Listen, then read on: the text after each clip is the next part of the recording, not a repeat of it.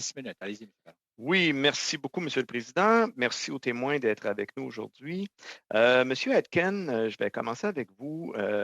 Bon, vous avez parlé de concentration de la transformation, sans vouloir les remplacer, mais plutôt les compléter et peut-être sécuriser la transformation alimentaire au pays. Je pense que les éclosions dans certains centres de traitement ont mis ça en évidence aussi dans la dernière crise. Concrètement, là, si vous aviez une ou deux recommandations très claires à formuler au gouvernement, là, de mesures précises à prendre pour vous aider à prendre de l'expansion, transformer davantage ou aider l'apparition de nouveaux acteurs, quelles seraient vos recommandations?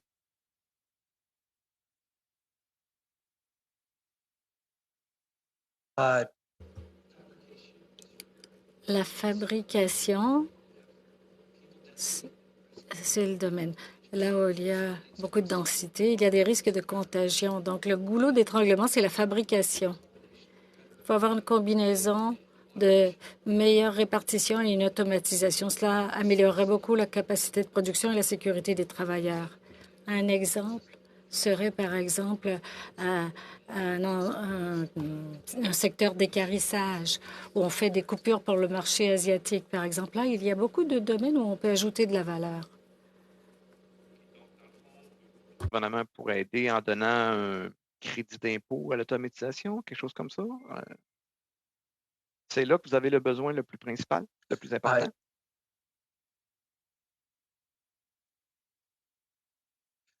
a tax credit. Un crédit d'impôt pour l'automatisation, ce serait bien, mais ce sont surtout les fonds d'immobilisation, de démarrage, qui nous aideraient. Et une garantie. Si, par exemple, vous allez voir un client japonais, il doit avoir une garantie d'approvisionnement. High Life, par exemple, à Manitoba, est un bon exemple. Regardez l'industrie du porc au Canada. C'est un véritable succès au Japon et en Asie, et c'est à cause de cet engagement envers ces marchés pour de la haute qualité. Le Japon dépense plus comme pourcentage de marché discrétionnaire sur l'alimentation que tout autre pays au monde. Alors, nous, on a réduit les tarifs pour le bœuf et cela a permis des exportations du Canada, mais nous, on a juste un bureau pour Cargill et JBS à Tokyo. Donc, il faut mettre le Canada au premier plan. Et aussi le fonds d'urgence pour la transformation tantôt, comme quoi il n'y avait pas eu de fonds d'alloués pour des investissements stratégiques. Je pense que vous identifiez là aussi un besoin réel, peut-être de relancer minimalement ce fonds-là. Je crois que oui, et avec des délais réalistes. Bon, il fallait que le projet soit terminé au 30 septembre. Tout ce qui est stratégique nécessite du temps, surtout en période de pandémie, donc ce n'était pas vraiment réaliste. Bon, je ne me plains pas parce que c'est formidable qu'on ait ces programmes, mais je vous explique simplement les besoins de mon organisation et d'autres aussi d'avoir cette incubation d'installation de production. Parce que si ce n'est pas déjà construit, c'est encore plus difficile maintenant. Les délais sont plus longs. Donc, comme on rivalise avec d'autres pays, lorsque j'ai un appel avec le Japon, moi, je parle japonais. Et on rivalise avec l'Australie, le Brésil, les États-Unis. Pourquoi est-ce qu'on est meilleur? Et il faut vraiment déployer tous les efforts pour accroître notre productivité.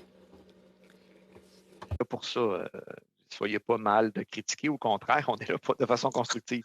Dernière question pour vous sur les normes. La réciprocité des normes nous est souvent nommée par des intervenants de différents milieux comme un inconvénient. Il y a des transformateurs de bœuf, particulièrement du Québec, qui ont nommé la norme ESB, donc pour l'encéphalotite spongiforme bovine.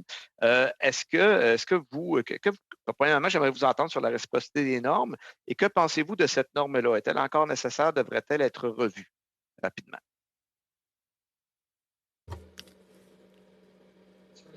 Excusez-moi. Standards, you're saying? De quelle norme voulez-vous parler? La norme ESB pour la vache folle. Les producteurs. Matt, okay. So over 30 months and under 30 months. Yeah. Oui, d'accord. C'est une norme de plus de 30 mois.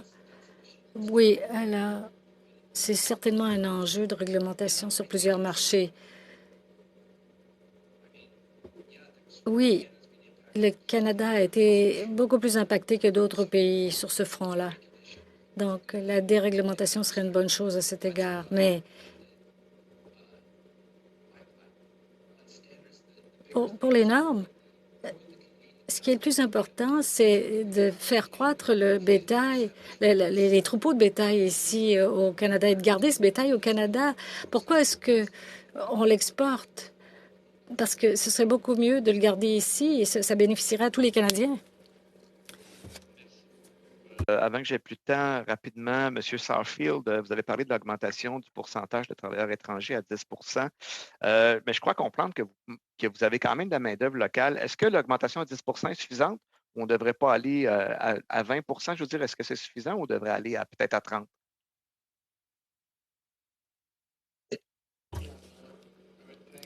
Oui, alors, je crois que au niveau provincial, nous aimerions peut-être atteindre les 40 en tout, si les tendances se poursuivent comme c'est le cas depuis 4 à 6 ans.